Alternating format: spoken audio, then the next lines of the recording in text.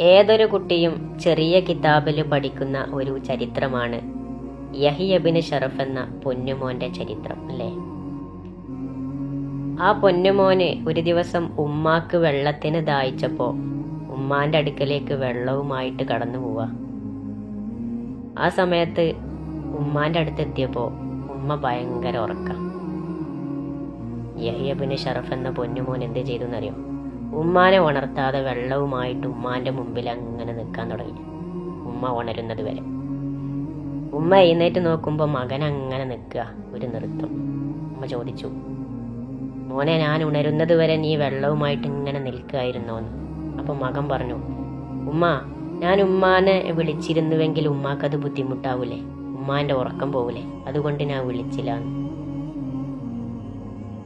ഉമ്മാനോട് അദബ് കാണിച്ച ആ യഹ്യ ഇബ്നു ശറഫ് എന്ന പൊന്നുമോൻ പിന്നീട് ചരിത്രത്തിൽ ഒരുപാട് കിതാബ് രചിച്ച ഇമാം നവവി എന്ന പേരിൽ അറിയപ്പെട്ടു. ഏതൊരു കുട്ടിയും അദബിലൂടെ മാത്രമാണ് ഉന്നതിയിലെത്തുക എന്ന ചരിത്രപാഠം കുട്ടികളെ പഠിപ്പിക്കാനായിരിക്കാം ഇത് കിതാബിൻ്റെ ആദ്യത്തിൽ കൊടുത്തത്. യഹ്യ ഇബ്നു ശറഫിൻ്റെ കഥ.